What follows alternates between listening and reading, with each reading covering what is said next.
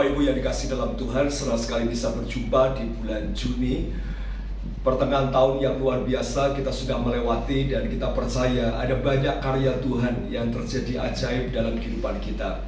Hari ini kita mau belajar bersama-sama kuasa Roh Kudus. Bulan Juni kita ada pada tema The Power of the Holy Spirit, kuasa Roh Kudus.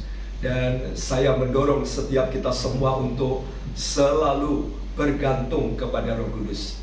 Nah, mari perhatikan Kisah Rasul 1 ayat yang ke-8 dikatakan, tetapi kamu akan menerima kuasa kalau Roh Kudus turun ke atas kamu, dan kamu akan menjadi saksiku di Yerusalem dan di seluruh Yudea dan Samaria dan sampai ke ujung bumi.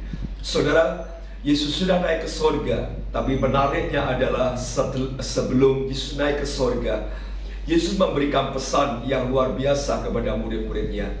Dan pesan ini adalah pesan sebelum Yesus terangkat ke sorga. Apa pesan itu? Kisah Rasul 1 ayat 8 dikatakan, tetapi kamu akan menerima kuasa kalau Roh Kudus turun ke atas kamu, dan kamu akan menjadi saksiku di Yerusalem dan di seluruh Yudea dan Samaria dan sampai ke ujung bumi. Saudara, mari perhatikan apa karya Roh Kudus dalam kehidupan kita sebagai orang yang percaya. Dari Kisah Rasul pasal 1 ayat 8 kita melihat karya Roh Kudus adalah memberikan kuasa. Kita tahu bahwa Allah Bapa bekerja pada masa perjanjian lama dan juga sampai masa kini. Tapi juga dalam perjanjian baru kita melihat Yesus dia rela mati menjadi juru selamat dan terus bekerja sampai hari ini. Tapi di masa-masa akhir zaman ini, Roh Kudus bekerja jauh lebih dahsyat. Dan kita perhatikan Allah Tritunggal bekerja dalam kehidupan kita. Di masa gereja, Roh Kudus menjadi bagian penting, di mana karyanya adalah memberi kuasa. Kuasa di dalam bahasa aslinya dipakai kata dunamos, yang artinya ledakan, yang artinya sesuatu yang besar.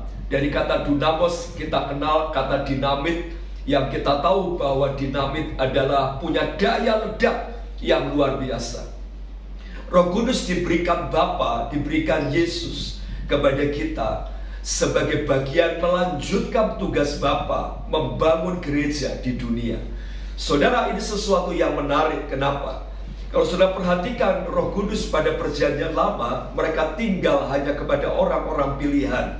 Tapi pada masa perjanjian baru, ketika saudara dan saya percaya Yesus, Roh Kudus tinggal di dalam diri kita sampai selama-lamanya, sampai kita dipanggil Tuhan, sampai kita mengakhiri hidup di dunia ini. Roh Kudus ada dalam hidup kita.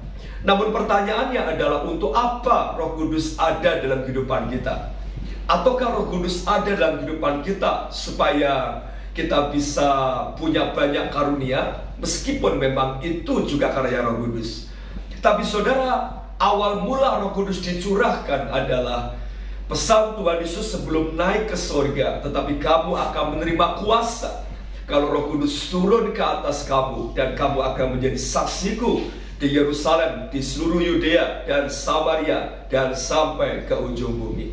Jadi kalau bisa disimpulkan, Roh Kudus dicurahkan, Roh Kudus diberikan, Roh Kudus dinyatakan kepada setiap orang percaya untuk pergi dengan kuasa itu. Kuasa Roh Kudus itu yang memampukan orang untuk bersaksi. Kuasa Roh Kudus itu yang memampukan untuk kita cerita tentang Yesus.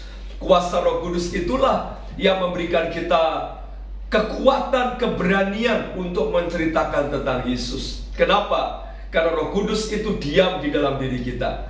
Mungkin kita bingung bagaimana bersaksi, tapi Paulus berkata, roh yang di dalamku yang bersaksi. Jadi ketika kita mau bersaksi, Roh Kudus itu yang memberikan kita kemampuan untuk bersaksi, untuk menceritakan siapa Yesus, untuk memberikan kehidupan kepada orang yang lemah.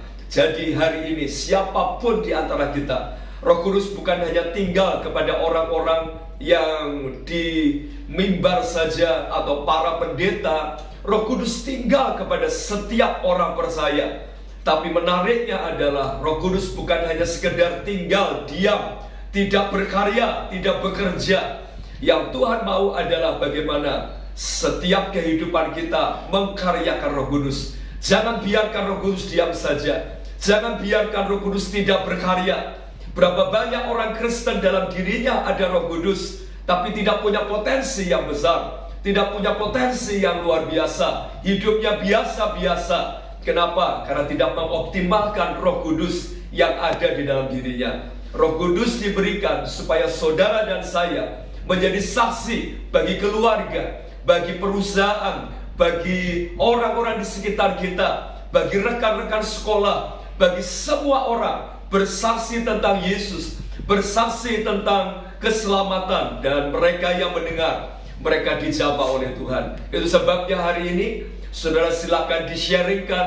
Saya percaya ketika kita sharing, kita dibangun, dikuatkan. Ada dua pertanyaan yang penting yang perlu kita perhatikan. Yang pertama, sejauh manakah kita bersama Roh Kudus bersaksi bagi orang yang belum mengenal Tuhan? Yang kedua, pengalaman-pengalaman khusus apakah yang kita alami ketika kita bergantung kepada Roh Kudus? Saya percaya komsel saudara, triparti saudara akan mengalami terobosan yang luar biasa. Selamat triparti, tetap semangat dan jangan lupa berdoa syafaat buat gereja Tuhan, buat pemerintah bangsa Indonesia, dan percayalah doa kita didengar oleh Tuhan. Tetap sukacita, selamat triparti, salam Harvest.